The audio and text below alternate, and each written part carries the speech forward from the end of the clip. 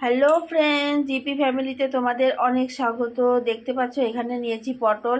আজকে বানাবো খুব কম সময়ের মধ্যে একদম সহজ পদ্ধতিতে এবং খুব সুস্বাদু একটি রেসিপি। তো দেখতে থাকো পুরো ভিডিওটা। পটলগুলোকে আমি প্রথমে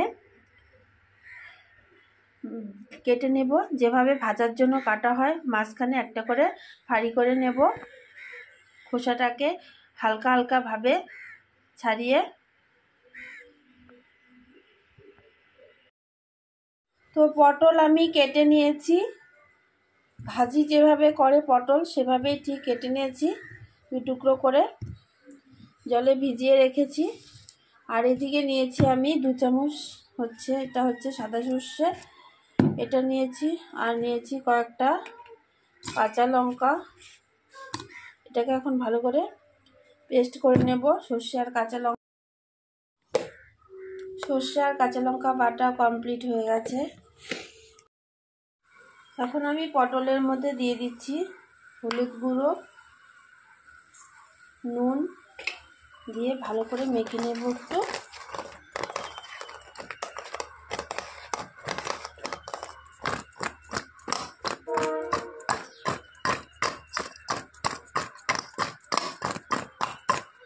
তো ভালো করে মাখা হয়ে গেছে।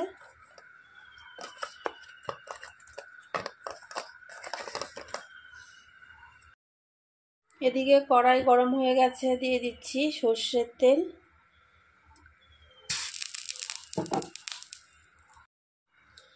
তেল গরম হয়ে গেছে, এখন দিয়ে দিচ্ছি কয়েকটা কালো জিরে,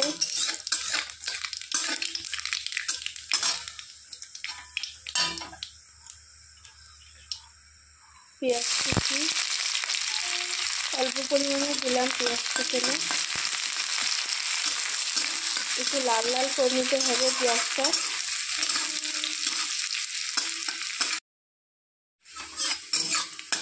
পেঁয়াজগুলো ব্রাউন কালার হয়ে গেছে।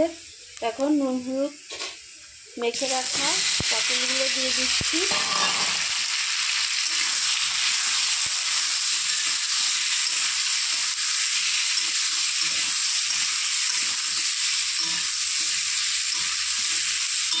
পটলগুলো একটু ভেজে নেব।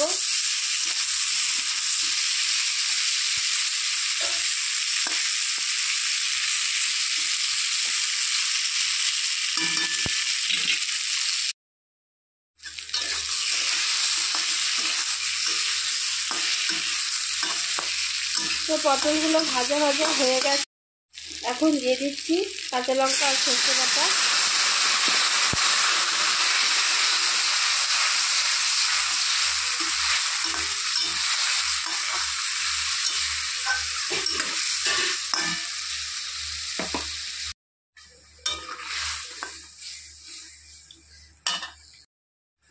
স্বাদ মতো নুন,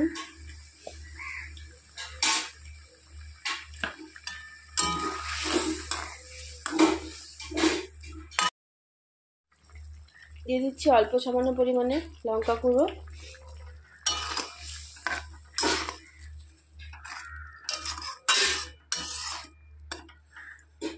এখন আমি ঢেকে দেব 2 থেকে 4 মিনিটের জন্য। গ্যাসের হিটটা একদম মিডিয়াম আঁচে রেখেছি।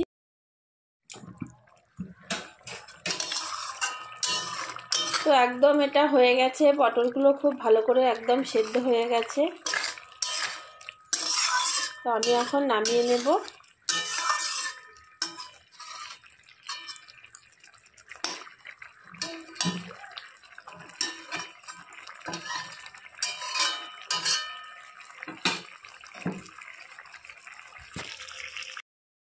বন্ধুরা, একদম রেডি হয়ে গেছে পটল পাতুরি। এটা গরম ভাতের সাথে খেতে দারুণ লাগে। এরকমভাবে পটল পাতুরি বানালে এক থাল ভাত নিমেষেই শেষ হয়ে যাবে। আবার দেখা হচ্ছে পরবর্তী ভিডিওতে। ভিডিওটা কেমন লাগলো তোমরা কমেন্টসে অবশ্যই জানাবে, আর চ্যানেলটাকে সাবস্ক্রাইব করতে একদমই ভুলবে না। আবার দেখা হচ্ছে পরবর্তী ভিডিওতে। টাটা। আমি এখন এটা গরম ভাতের সাথে পরিবেশন করব।